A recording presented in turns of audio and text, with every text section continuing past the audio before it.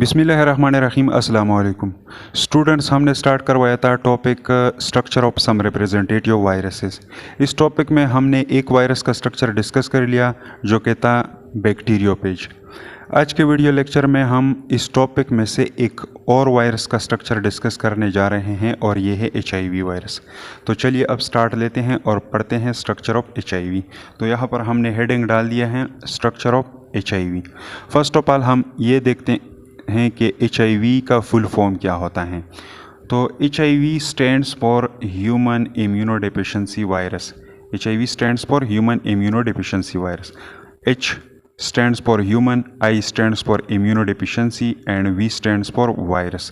ये एक ऐसा वायरस होता है जो कि ह्यूमन के जो इम्यून सिस्टम के सेल्स होते हैं WBC उनके ऊपर ये अटैक करता है और हमारे इम्यून सिस्टम को कमज़ोर करता है। अच्छा, तो ये तो हो गया इसका फुल फॉर्म। अब नेक्स्ट वन आते हैं और इसका शेप देखते हैं। शेप रफली स्पेरिकल। HIV वायरस जो होता है ये स्पेरिकल गोल शक्ल का होता है और रफली स्पेरिकल होता है। रफली मतलब इसके आउटर सरफेस के ऊपर कुछ स्पाइक्स पाए जाते हैं, कांटेदार मॉलिक्यूल पाए जाते हैं, इसलिए इसका सरफेस रफ होता है। तो ये रफली स्पेरिकल वायरस होता है। इसके बाद नेक्स्ट वन आते हैं क्लास। इसका क्लास देखते हैं कि ये कौन से क्लास से बिलोंग करता है। तो HIV वायरस जो है ये रेट्रोवायरसेस क्लास से बिलोंग करता है। रेट्रो कहा जाता है रिवर्स को और वायरसेस सिंपली कहा जाता है वायरसेस को। तो अब इसको ये रेट्रो वायरसेस का नाम इसके क्लास को क्यों दिया गया है, तो इसको थोड़ा सा यहाँ पे डिस्कस करते हैं। तो अगर normal process of central dogma देखा जाए या सिंपल अल्फाज में अगर हम कहें normal process of protein synthesis अगर देखा जाए तो उसमें क्या होता है, सबसे पहले होता है DNA से फिर बनता है mRNA और mRNA से फिर बनता है प्रोटीन्स। नॉर्मल प्रोटीन सिंथेसिस का प्रोसेस या सेंट्रल डोगमा जो है वो कुछ इस तरह होता है। लेकिन HIV वायरस जो है इसके अंदर DNA की बजाय, न्यूक्लिक एसिड में DNA की बजाय इसके अंदर RNA मौजूद होता है। और नॉर्मली जेनेटिक इन्फॉर्मेशन किस चीज़ में पड़ा होता है, नॉर्मली जेनेटिक इन्फॉर्मेशन ऑर्गेनिज्म के DNA के अंदर पड़ा होता है। लेकिन यहाँ पर HIV वायरस के अंदर DNA मौजूद नहीं है, इसके अंदर RNA मौजूद है। तो इसका जेनेटिक इन्फॉर्मेशन, प्रोटीन्स के बारे में मालूमात वगैरह जो है ये किस चीज़ के अंदर मौजूद होता है, ये RNA के अंदर मौजूद होता है। तो इसके अंदर प्रोटीन सिंथेसिस का प्रोसेस किस तरह होता है, इसमें सबसे पहले क्या मौजूद होता है, RNA मौजूद होता है। तो फर्स्ट ऑफ ऑल RNA जो है, RNA से क्या बनाया जाता है, RNA से रिवर्सली बनाया जाता है DNA। नॉर्मली क्या होता है, DNA से RNA बनता है, लेकिन यहाँ पर क्या होता है HIV वायरस में RNA से पहले DNA बनता है और फिर DNA से क्या बनता है, DNA से अगेन mRNA को बनाया जाता है और mRNA से फिर क्या बनाए जाते हैं, प्रोटीन्स बनाए जाते हैं। तो इसमें ये पॉइंट क्या है, ये है reverse, retro. This one is reverse, ये रिवर्स प्रोसेस है। RNA से पहले DNA बनाया जाता है और फिर DNA से mRNA बनाया जाता है और फिर प्रोटीन बनाया जाता है। तो इसलिए इसके क्लास को क्या नाम दिया गया है, रेट्रो वायरसेस। अब इसके बाद नेक्स्ट वन आते हैं और नेचर डिस्कस करते हैं इस वायरस का, कि इसका नेचर किस तरह होता है। तो obligatory intracellular parasite of human cells, ये ओब्लिगेटरी इंट्रासेलुलर पैरासाइट होते हैं ह्यूमन सेल्स का। ओब्लिगेटरी से मुराद ये है कि ये होस्ट सेल से बाहर ना अपने आप को रिप्लिकेट कर सकता है और ना क्या कर सकता है, ना फूड वगैरह हासिल कर सकता है, कोई भी काम नहीं कर सकता। मतलब ये लिविंग सेल से बाहर क्या होता है, नॉन लिविंग पार्टिकल होता है। और सेल के अंदर जब ये इंटर हो जाता है तो फिर ये सेलुलर मशीनरी को, लिविंग सेल्स को या होस्ट सेल्स जो होते हैं उनके मशीनरी को इस्तेमाल करते हुए अपने आप को रिप्लिकेट भी कर देता है और इसके अलावा उससे फूड वगैरह भी हासिल कर लेता है और इसके अलावा उसके अंदर डिजीज़ वगैरह भी काज कर लेता है। तो ये क्या होता है, ओब्लिगेटरी होता है, इंट्रासेलुलर होता है, पैरासाइट होता है ऑफ ह्यूमन सेल्स का। और ह्यूमन सेल्स के कौन से सेलों के ऊपर ये अटैक करता है, ह्यूमन सेल्स के, ह्यूमन के अंदर ये वाइट ब्लड सेल्स के ऊपर अटैक करता है। अच्छा, तो ये तो हो गया थोड़ा सा इंट्रोडक्शन। अब नेक्स्ट वन आते हैं इसके बाद और इसका पूरा स्ट्रक्चर डिस्कस कर लेते हैं कि इसके अंदर क्या चीज़ें मौजूद होती हैं।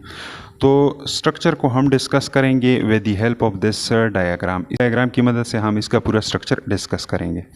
तो यहाँ पर हमने ये डायग्राम जो बना दिया है, इसमें सबसे पहले ये आउटर मोस्ट कवरिंग आप लोगों को दिखाई दे रहा होगा, जो मैंने ब्लैक कलर से बना दिया है। This cover is made up of phospholipid by layer. ये किस चीज़ से बना होता है? ये बना होता है फोस्फोलिपिड से बना होता है, लिपिड से। जिस तरह आम सेल मेम्ब्रेन होती है उसी तरह ये मेम्ब्रेन भी है।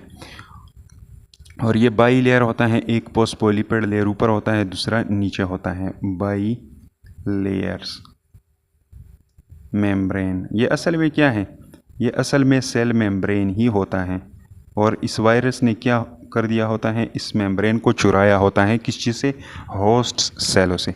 ये जिस सेल के ऊपर अटैक कर लेता है ये HIV वायरस, और जब वहाँ पे अपने आप को रिप्लिकेट कर देता है, तो वो रिप्लिकेटेड वायरसेस जो होते हैं वो क्या कर लेते हैं, जब उस सेल से बाहर आते हैं उस सेल को बर्स्ट कर लेते हैं, और इससे क्या जब बाहर निकल आते हैं तो उस दौरान ये क्या करते हैं? होस्ट सेल के मेम्ब्रेन को भी अपने साथ चुरा लेता है। तो ये फोस्फोलिपिड बाईलेयर मेम्ब्रेन जो है ये कहाँ से आता है? ये होस्ट सेल्स के सेल मेम्ब्रेन से आता है। ये असल में सेल मेम्ब्रेन ही होता है।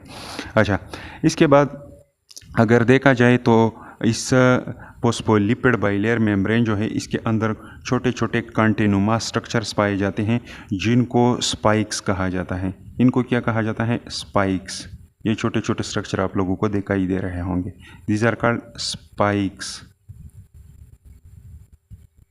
इनको स्पाइक्स कहा जाता है। और इनका तादाद अगर देखा जाए HIV वायरस में, नंबर ऑफ स्पाइक्स अगर देखा जाए तो ये कितने होते हैं? ये तादाद में अप्रोक्सीमेटली 72 होते हैं। 72। अच्छा, अब अगर इस स्पाइक को डिटेल से देखा जाए तो इसके अंदर क्या मौजूद होते हैं? इसके अंदर दो किस्म के प्रोटीन मौजूद होते हैं। यहाँ पर हम डिस्कस कर लेते हैं। फर्स्ट ऑफ ऑल, ये ऊपर कैप लाइक स्ट्रक्चर आप लोगों को दिखाई दे रहा होगा। ये एक ग्लाइकोप्रोटीन मॉलिक्यूल होता है जिसको कहा जाता है GP120। GP stands for glycoprotein 120। ये 120 जो है ये नंबर इसको इसलिए दिया गया है, किस चीज़ के बेस पे दिया गया है? मॉलिक्यूलर मास के बेस पे, या मॉलिक्यूलर वेट आप लोग कहें। इस मॉलिक्यूल का जो मॉलिक्यूलर वेट होता है उसकी बुनियाद पे ये 120 इसके साथ लगाया गया है। अच्छा, तो इस ग्लाइकोप्रोटीन को क्या कहा जाता है? इसको कहा जाता है GP120। अब ये GP120 जो है ये डॉकिंग प्रोटीन होता है। Docking protein, this one is docking protein. ये डॉकिंग प्रोटीन होता है। डॉकिंग प्रोटीन से मुराद ये है कि ये क्या कर लेता है? इस प्रोटीन को ये वायरस सेल के साथ अटैच होने के लिए इस्तेमाल कर लेता है। फर्स्ट ऑफ ऑल, अटैचमेंट इस प्रोटीन के ज़रिए ये होस्ट सेल के साथ कर लेता है। अच्छा, अब इस ग्रीन कलर का जो कैप लाइक स्ट्रक्चर है, इससे नीचे एक और प्रोटीन मौजूद होता है, और यह ट्रांस मेम्ब्रेन प्रोटीन होता है। मतलब इस मेम्ब्रेन के अंदर घुसा हुआ होता है ये प्रोटीन, और मेम्ब्रेन के अंदर लगा होता है। और इस रेड कलर से जो हमने ये प्रोटीन बना दिया है, इस प्रोटीन को कहा जाता है GP। ये भी ग्लाइकोप्रोटीन होता है, GP41। इसको GP41 कहा जाता है। अच्छा, तो और ये क्या होता है? ये होता है transmembrane protein. Trans membrane,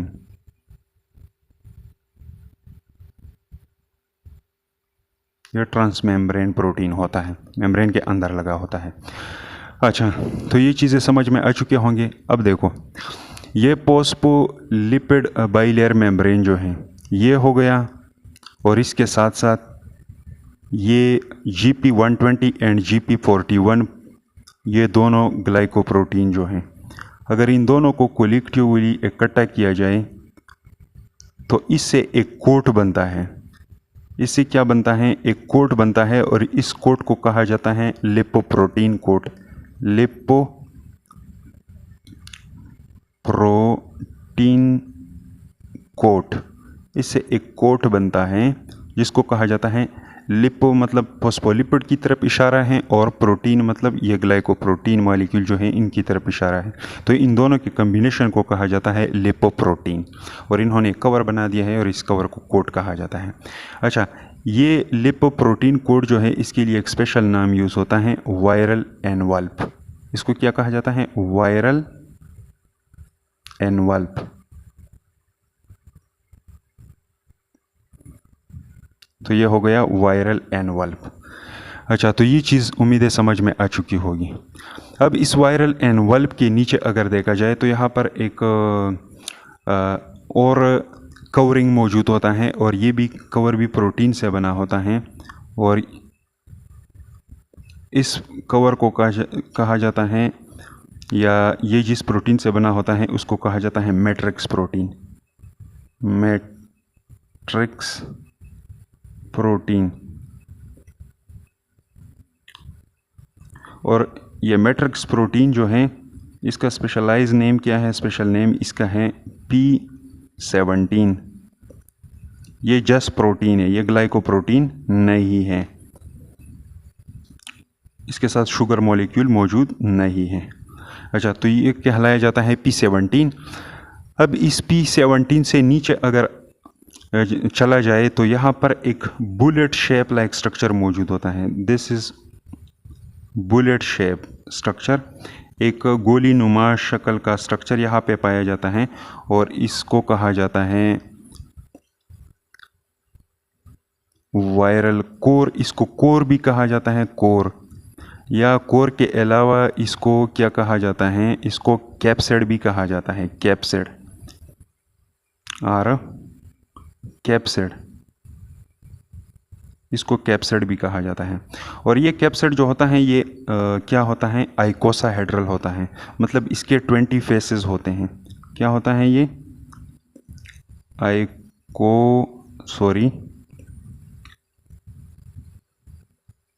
आइकोसाहेड्रल। आइकोसाहेड्रल का मतलब क्या है? इसके 20 फेसेस होते हैं। अच्छा, अब ये कैप्सिड जो है या वायरल कोर जो है ये भी एक प्रोटीन से बना होता है, और उस प्रोटीन को कहा जाता है P24। ये बना होता है किस चीज़ से? P24। ये P24 से बना होता है। अच्छा, अब इस कैप्सिड के अंदर वायरस का जेनेटिक मटेरियल भी मौजूद होता है, या न्यूक्लिक एसिड इसके अंदर मौजूद होता है, और इसके अलावा कुछ एंजाइम्स है जो कि इस वायरस के रिप्लिकेशन प्रोसेस में हेल्प करते हैं, वो चीज़ें यहाँ पर मौजूद होती हैं। अच्छा, सबसे पहले तो इसके अंदर डबल स्ट्रैंड्स मौजूद होते हैं। किस चीज़ के? आरएनए। आरएनए के इसके अंदर 2 स्ट्रैंड्स मौजूद होते हैं, यहाँ पर हमने रिप्रेजेंट कर दिया है। ये आर से हमने एक आरएनए सिंगल स्ट्रैंडेड आरएनए और दूसरा सिंगल स्ट्रैंडेड आरएनए रिप्रेजेंट कर दिया है। ये दोनों सेम होते हैं, सेम, ये दोनों सेम होते हैं। ऐसे सेम होते हैं, फॉर एग्जांपल मैं कहूँ कि यहाँ पे गोवानीन मौजूद है तो यहाँ पर भी गोवानीन। फर्स्ट मेंबर फॉर एग्जांपल मैं कहूँ कि यहाँ पे गोवानीन मौजूद है, ये क्या है? न्यूक्लियोटाइड। फर्स्ट न्यूक्लियोटाइड गोवानीन वाला न्यूक्लियोटाइड है तो यहाँ पे भी गोवानीन वाला न्यूक्लियोटाइड मौजूद होता है। और इसके अलावा यहाँ पे अगर मैं कहूँ कि सेकंड वन एडेनिन मौजूद है तो यहाँ पे भी एडेनिन मौजूद होता है। तो दोनों सेम होते हैं, लेकिन ये कॉम्प्लीमेंट्री नहीं होते हैं। कॉम्प्लीमेंट्री का मतलब से मुराद क्या है? कॉम्प्लीमेंट्री से मुराद ये है कि अगर नॉर्मली देखा जाए तो गोवानीन के साथ कौन अटैच हो सकता है? गोवानीन के साथ अटैच होता है साइटोसिन। और इसके अलावा अगर एडेनिन को देखा जाए तो इसके साथ क्या अटैच होता है? थायमिन। लेकिन ये आरएनए है तो यहाँ पे क्या अटैच होगा? यूरासिल अटैच होगा।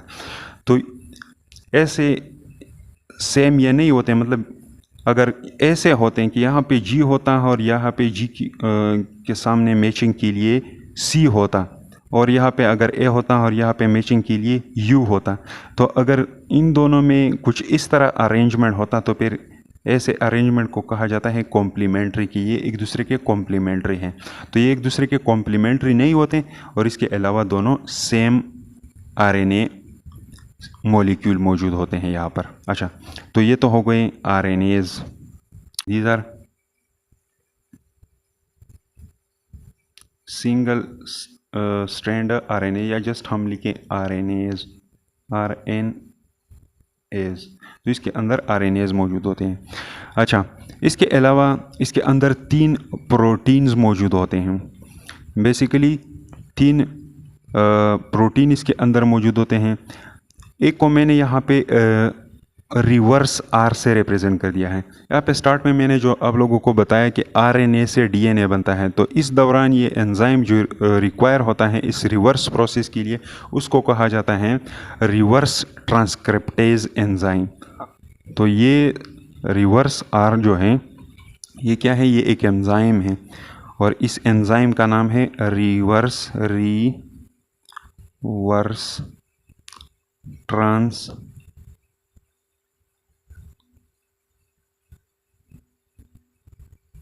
Transcriptase enzyme. तो एक एंजाइम इसके अंदर ये मौजूद होता है। इसके अलावा दूसरा एंजाइम इसके अंदर एक और मौजूद होता है जो कि उसका स्टार्ट I से होता है। और जब ये वायरस ह्यूमन सेल्स और ह्यूमन के वाइट ब्लड सेल्स जो है उनके ऊपर जब ये अटैक कर लेता है और अपना जेनेटिक मटेरियल उसके अंदर क्या कर देता है, डाल देता है या एंटर कर देता है, तो उस दौरान ये जब DNA बना लेता है तो उस DNA को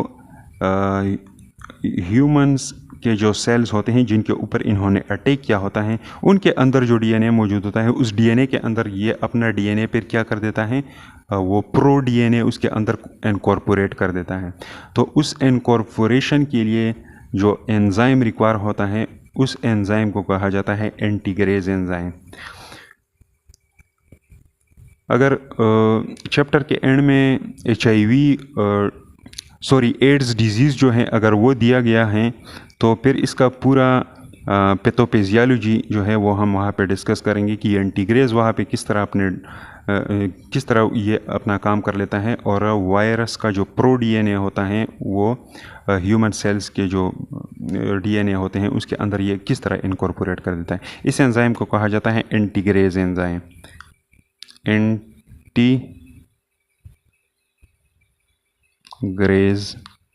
एंजाइम, तो ये हो गया एंटीग्रेज एंजाइम। इसके अलावा एक और एंजाइम भी यूज़ होता है, इसके अंदर प्रेजेंट होता है और उस एंजाइम को कहा जाता है प्रोटीएज एंजाइम। तो इसको मैंने P से रिप्रेजेंट कर दिया है। This one is protease,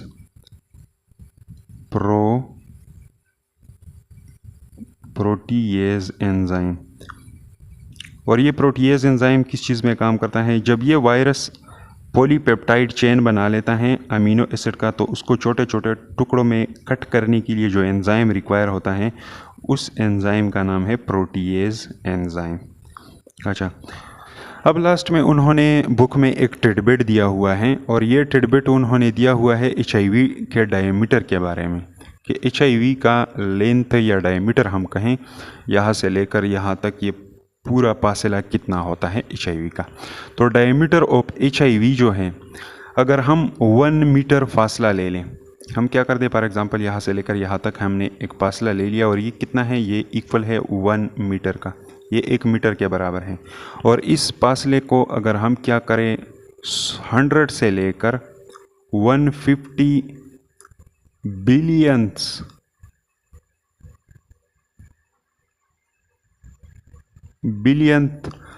billions parts बनाएं।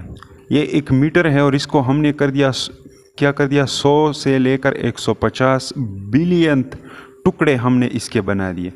तो इसके छोटे छोटे टुकड़े ऐसे बन जाएंगे ना। तो फॉर एग्जांपल मैं लेता हूँ एक वो टुकड़ा, वो बिलियनवा टुकड़ा मैं लेता हूँ। फॉर एग्जांपल यहाँ से लेकर यहाँ तक मैंने ये फासला ले लिया, यहाँ से लेकर यहाँ तक। तो अगर इसको नापा जाए तो ये तकरीबन कितना होता है, ये तकरीबन इक्वल होता है किस चीज़ के, 0.1 माइक्रोन या 0.1 माइक्रोमीटर के बराबर होता है। माइक्रोन या माइक्रोमीटर दोनों एक ही चीज़ होता है। ये क्या होता है, 0.1 माइक्रोन या माइक्रोमीटर के बराबर होता है। ये 1 माइक्रोन या 1 माइक्रोमीटर कितना होता है? ये 1 मीटर का 10वां हजार हिस्सा होता है। 1 मीटर का 10वां हजार हिस्सा क्या होता है? उसको 1 माइक्रोन कहा जाता है। तो ये 1 माइक्रोन से भी इसका डायमीटर कम होता है। अब ये 1 माइक्रोन कितना होता है? ये 1 माइक्रोन जो है, अगर हम क्या कर दें, 1 इंच ले लें और इसको क्या कर दें, इसको 4 मिलियंथ टुकड़ों में क्या कर दे, 4 मिलियंथ टुकड़ों में इसको डिवाइड कर दें, तो इससे भी क्या पैदा हो जाएंगे, ऐसे छोटे छोटे टुकड़े पैदा हो जाएंगे। अब उस 4 मिलियन टुकड़े जो हैं, 4 मिलियंस टुकड़े, उनमें से क्या करेंगे, अगर एक फासला निकाल दिया जाए, वो मिलियनवा हिस्सा निकाल दिया जाए, तो ये किस चीज़ के बराबर होता है? ये 1 माइक्रोमीटर के बराबर होता है। तो इससे भी इसका डायमीटर छोटा होता है। अच्छा, इसके बाद अगर इकोलाई बैक्टीरिया के साथ इसका कंपैरिजन देखा जाए, तो इकोलाई बैक्टीरिया से ये 20 टाइम्स स्मॉलर इन डायमीटर होता है।